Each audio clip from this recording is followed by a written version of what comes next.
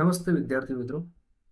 તો આજે આપણે આપણા સ્પેલિંગ ટ્રિક્સ સેશનની અંદર ઓઆર અને ઈઆર સર્ફિક્સની ચર્ચા કરીશું. એટલે કે શબ્દના અંતે ઘણીવાર ઓઆર લાગેલું હોય છે અને ઘણીવાર ઈઆર લાગેલું હોય છે. તો આવા સ્પેલિંગોની અંદર બાળકોને ઘણી મૂંઝવણ થતી હોય છે. તો આનો કોઈ નિયમ નથી, પણ એક ટિપ્સ આપું છું કે 90% એ રીતે જ કામ કરશે.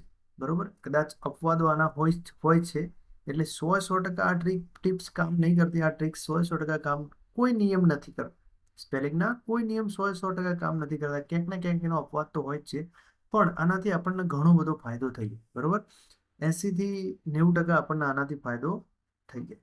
સારું, તો જોઈએ ક્યારે ઓઆર લાગશે અને ક્યારે ઈઆર લાગશે. ચલો, તો જોઈએ. શબ્દના અંતે ક્યારે તમે ઓઆર લગાવશો અને ક્યારે ઈઆર લગાવશો. જો શબ્દના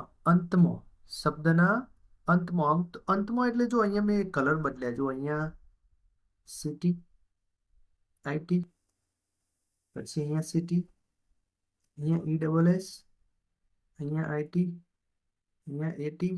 બરોબર, તો જો શબ્દના અંતમાં એટલે અંતના ભાગમાં, એમ પાછળના ભાગમાં સિટી આઈટી EST એટ હોય તો શું લગાવવાનું? એને ઓઆર લાગશે. શું લાગશે? ઓઆર લાગશે. હવે જુઓ, અહીંયા ડોક્ટરમાં ઓઆર કેમ લાગ્યું? તો આગળ સિટી હતો. પછી એડિટરમાં ઓઆર કેમ લાગ્યું? તો અહીંયા આઈટી હતું. કંડક્ટર, તો ક ઉચ્ચાર થાય ને, ક, આ પણ યાદ રાખો. ક ઉચ્ચાર થાય ને તો જે એમાં પાછળ ઓઆર જ લાગશે. કંડક્ટર, ડોક્ટર, એક્ટર, આવા તો બીજા ઘણા સ્પેલિંગ છે. એક્ટર, બરોબર, ઓ છે. સારું, તો તમને ખ્યાલ આવી ગયો હશે. હજી જોઈએ. ESS હોય તો પણ ઓઆર લગાવવાનું. વિઝિટર, તો જો આઈટી આવ્યું તો ઓઆર લાગશે. એજ્યુકેટ, એટી આવ્યું તો અહીંયા ઓઆર લાગશે. ખ્યાલ આવી ગયો. હવે ઈઆર ક્યારે લગાવો? તો આમાંથી કોઈ એકે ના હોય અંદર વાક્યના અંતના ભાગમાં, એટલે બહુ છેડે નહીં જોવાનું, પણ ઓઆર ની આગળ જોવાનું.